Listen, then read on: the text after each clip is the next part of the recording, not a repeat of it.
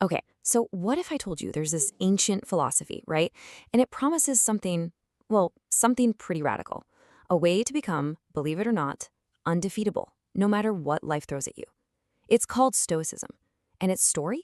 It doesn't start with some peaceful meditation session. Nope. It begins with a complete and utter catastrophe. No, really, take a second and think about it. Imagine your career, your savings, everything you've worked for, just gone, in a flash. How would you feel? Would you be angry? Feel like life just completely cheated you?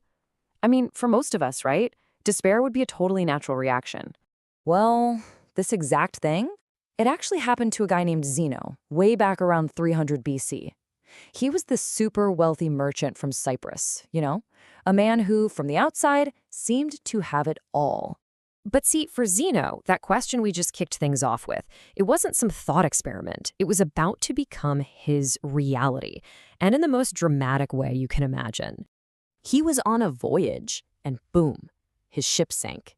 And it took everything with it. His entire cargo, his whole fortune, just gone. In an instant, something totally, completely out of his control had turned him from a rich man into a poor one. So, what happens when a man loses everything? For Zeno, this disaster, it wasn't the end. It was actually a profound new beginning. Instead of falling into despair over his lost fortune, which, let's be honest, most of us would do, Zeno did something pretty remarkable. He turned to philosophy. He started studying the great thinkers like Socrates. And literally, from the ashes of his old life, he built something brand new. A whole philosophy that he would teach out in the open, in the public porticos of Athens. Okay, so what is Stoicism really at its core? It's a simple idea, but it is incredibly powerful. Here it is. We don't control what happens to us, but we always, and I mean always, control how we respond to it. And that right there, that's our superpower. And this leads us right into probably the single most important principle in all of Stoic philosophy. It's called the dichotomy of control. And trust me, it's an absolute game changer. So check this out. It's all about separating the world into two buckets. On one side, you've got the externals, things completely out of your control. We're talking about the weather, the economy, even the YouTube algorithm, and definitely what other people think of you. You can't control any of it. But then, on the other side, you've got your internals, your choices, your judgments, your response, the effort you put in. This is your domain. This is where you have 100% power. The Stoic philosopher Epictetus, he just nailed this. He said our main job in life is super simple. It's to draw a line in the sand, to figure out what's in our control and what's not, what's our business and what isn't.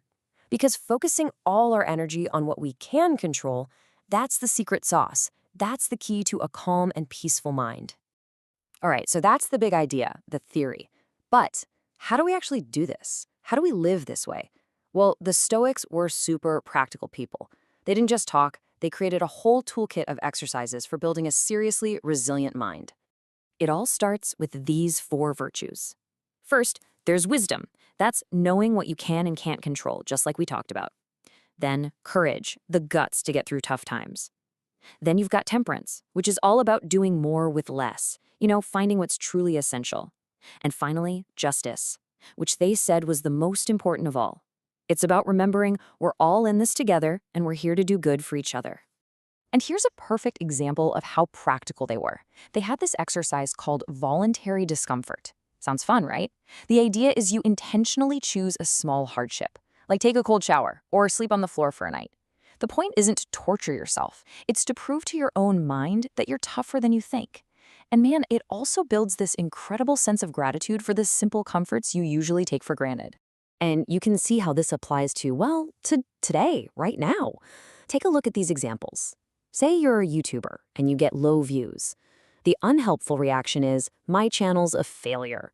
But the Stoic approach, I'm going to focus on making my next script even better. See the difference? Same thing for an employee who gets passed over for a promotion. Instead of worrying about what the boss thinks, you just focus on the quality of your work, because your real value comes from your effort, the thing you control, not the outcome.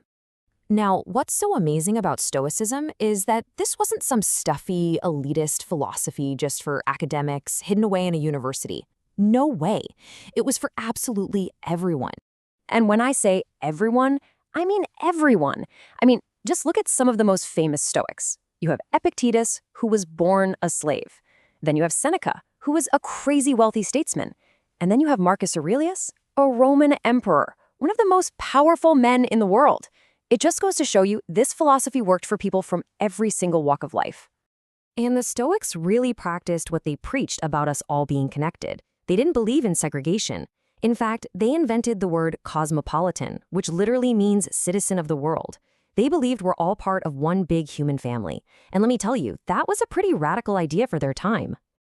They were also incredibly progressive. I mean, think about it. At a time when women were basically forbidden from studying philosophy, you had Stoics like Musonius Rufus arguing passionately that women should study it. He said they had the exact same capacity for virtue as men. They really did open their doors to everyone. So, okay, a 2,300-year-old philosophy. Why are we still talking about it today? Because its ideas aren't just relevant, they might be more relevant than ever. And they continue to shape our world in some really profound ways. Take a look at this number, 27. What does it mean? Well, it represents an almost unimaginable test of the human spirit. For 27 years, that's how long Nelson Mandela was in prison for fighting against apartheid.